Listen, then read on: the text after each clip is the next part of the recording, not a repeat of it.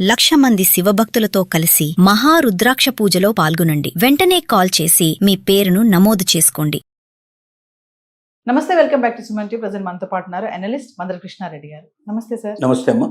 Sir, వేర్వేరు సంఘటనలు, కానీ ముగ్గురు విదేశాలకు వెళ్ళి ఇక్కడ ఎంతో కష్టపడి పంపించి తల్లిదండ్రులు చదువుకోవడానికి కానీ అక్కడ సెటిల్ అవ్వాలని వెళ్ళినటువంటి ముగ్గురు యువకులు అంటే వేర్వేరు ప్రమాదాలలో చనిపోయినటువంటి సంఘటనలు మనం చూస్తున్నాము. అంటే ఎన్నో ఆశలతో వెళ్తారు, మంచిగా స్టేబుల్ అవ్వాలి, సెటిల్ అవ్వాలి.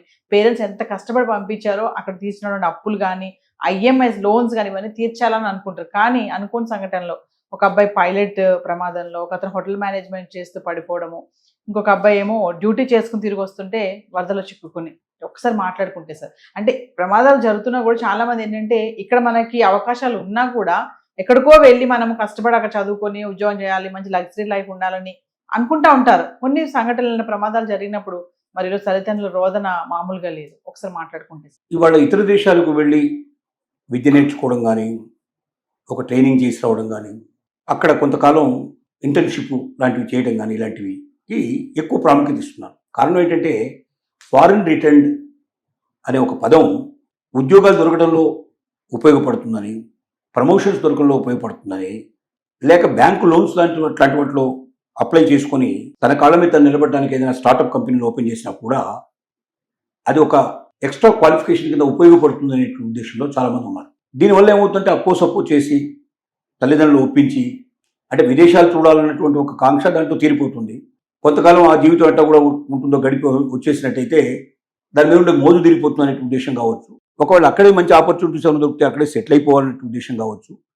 ఏదేమైనప్పటికీ పిల్లలకు క్రేజ్ ఉంది, పేరెంట్స్కు కూడా క్రేజ్ ఉంది. మావాడు అమెరికాలో చదువుతున్నాడు, మావాడు ఫ్రాన్స్లో ఉన్నాడు, మావాడు ఆఫ్రికా ఖండంలో ఉన్నాడు అని చెప్పుకోవడం వల్ల ఒక గర్వంగా ఫీల్ అయ్యేటువంటి పరిస్థితి అయితే ఉంది. ఎన్ని ఘోరాలు నేరాలు అక్కడ జరిగినా, ఇక్కడ మన అమ్మాయిల్ని అమెరికా ఇస్తే అక్కడ ఎంతమంది హింస పెట్టారో, ఎంతమంది బాధలు పెట్టారో, ఎన్ని కన్నీటి గాథలు ఏర్పడ్డాయో, ఎంత భయంకరంగా ప్రవర్తించారో, తన స్నేహితులకు తార్చి అది చేసి ఇచ్చేసి వాళ్ళ జీవితాలతో ఆడుకున్నారు. ఇది తెలిసినా కూడా ఇప్పుడు కొంచెం తగ్గుతుంది, కానీ 100% తగ్గిపోయిందని చెప్పడానికి అయితే లేదు. ఇంకా క్రేజ్ అయితే ఉంది.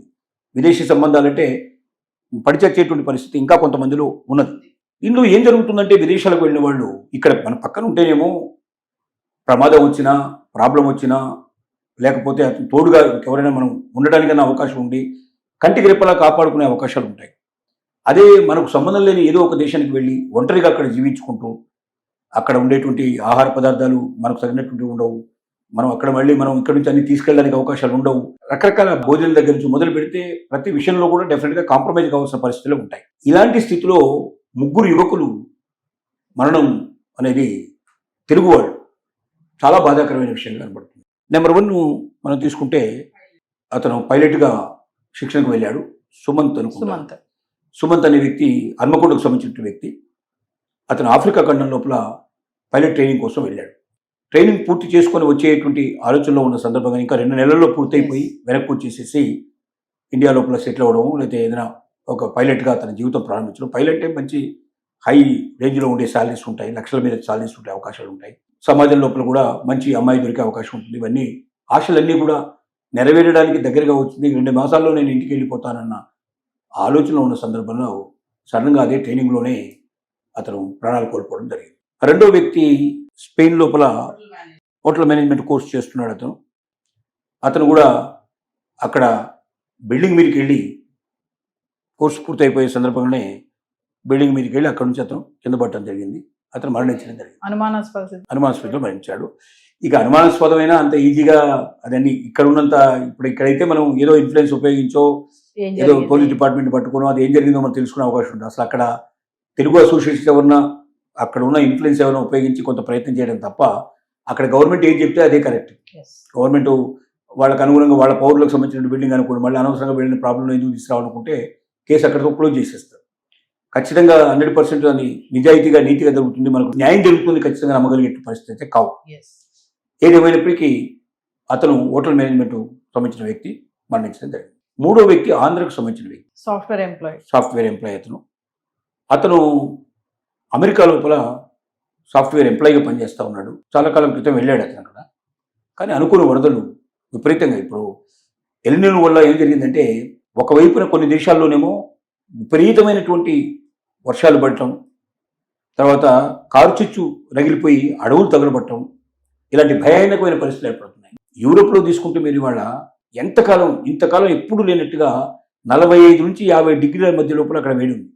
అసలు అక్కడ 0 degrees ఉంటాయి. చాలా టైం, దాదాపు 3 months 4 months వింటర్ సీజన్లో అంతా కూడా -degree టెంపరేచర్స్ ఉంటాయి. ఇక్కడ -degree అలవాటు అయిపోయి ఎప్పుడు ఉన్ని దుస్తుల్లో ఉండేటువంటి వాళ్ళు ఇవాళ 40-45 degrees సెంటిగ్రేడ్ అంటే మనకంటే 50 degrees వచ్చినా మనం అలవాటు పడిపోయినాం కాబట్టి మనకేం ఇబ్బంది ఉండదు. కానీ వాళ్ళు మాడిపోతున్నారు, మసైపోతున్నారు ఒక రకంగా చెప్పాలంటే. అంటే ఇవన్నీ కూడా వాతావరణం ప్రతికూలంగా ఉండేటువంటి పరిస్థితుల్లోంచి ఏర్పడినటువంటి సిచ్యువేషన్స్. కాబట్టి అక్కడ అనుకోకుండా వరదలు విపరీతంగా రావడం, ఆ వరదలు కొట్టుకుపోవడం జరిగింది. 3 చూస్తుండగానే తెలుగు యువకులు మరణించడం జరిగింది. దీనివల్ల ఇప్పుడు ఏంటంటే భారతదేశంలో అవకాశాలు బాగా పెరిగాయి. ఒకప్పుడున్న పరిస్థితి వాళ్ళు లేదు. శక్తియుక్తులు ఉండి నేర్చుకోదలుచుకుంటే ఇక్కడ ట్రైనింగ్లు ఉన్నాయి, ఇక్కడ మేనేజ్మెంట్ కోర్సులు ఉన్నాయి, ప్రతి ఒక్కరు ఇక్కడ దొరుకుతున్నాయి. ఇప్పుడు అమెరికన్ రిటర్న్ అంటే కూడా పెద్ద మోజు లేని పరిస్థితి ఏర్పడింది. ఎవరు పెద్ద ఇంపార్టెన్స్ కూడా ఇవ్వడం లేదు. ఎందుకంటే అక్కడికన్నా ఇక్కడ నాలెడ్జ్ ఎక్కువ ఉన్న పరిస్థితి ఏర్పడినప్పుడు దానికి ఎక్కువ ఇంపార్టెన్స్ ఇవ్వడానికి ఎవరు పెద్ద ప్రయత్నించరు. కాబట్టి తల్లిదండ్రులు 1-10 సార్లు ఆలోచించి ఖచ్చితంగా ఈ దేశంలో కోర్సు లేదు, అది అక్కడైతేనే దొరుకుతుంది అనుకున్నప్పుడు మాత్రమే, లేక అది చేయకపోతే ఇంకొక మార్గం లేదన్నప్పుడు మాత్రమే, అంత ఎఫోర్డబిలిటీ మీ దగ్గర క్యాపబిలిటీ ఉన్నప్పుడు మాత్రమే వాటి గురించి ఆలోచించండి తప్ప అప్పులు చేసి బాధలు పడి ప్రదేశాలకు పంపించేసి అక్కడ పిల్లలు ఆరోగ్యం ఎట్లా ఉందో తెలియక, తిన్నారో లేదో తెలియక వాళ్ళు ప్రతిరోజు బాధలు పడుతుంటే ఆ బాధలు తెలిసి భరించలేని పరిస్థితుల్లో ఇటు తల్లిదండ్రులు వెళ్ళలేని స్థితి, ఇక్కడ ఉండలేని స్థితి, ఇలాంటి ఒక రకమైనటువంటి ఒక పూరితమైనటువంటి జీవితాలు గడుపుతున్నారు. వీటికి స్వస్తి పలకండి. శక్తియుక్తున్న ప్రతి ఒక్క వ్యక్తికి ఇండియాలో ఇవాళ ఉద్యోగాలు దొరకడం ఖచ్చితంగా జరుగుతుంది.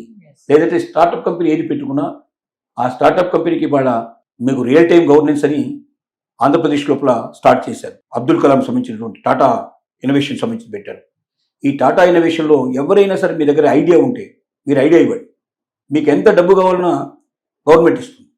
మీ ప్రాజెక్టును మొత్తం పూర్తి చేసే బాధ్యత గవర్నమెంట్ తీసుకుంటుంది. అంటే ఇంత ఓపెన్ ఆఫర్స్ ఇవాళ ప్రభుత్వాలు ఇస్తున్నాయి. కాబట్టి శక్తియుక్తులు ఉంటే ప్రదర్శించండి, బయటికి తీసుకురండి. మీరు గొప్పవాళ్ళు కానీ మీతో పాటు కొన్ని 100 మందికి 1000 మందికి ఉద్యోగాలు ఇప్పించే ప్రయత్నం చేయండి తప్ప విదేశ మోదులో వెళ్ళిపోయి ప్రాణాలు అర్పించే పరిస్థితి మాత్రం రాకూడదని మనం చేస్తున్నాం. Thank you.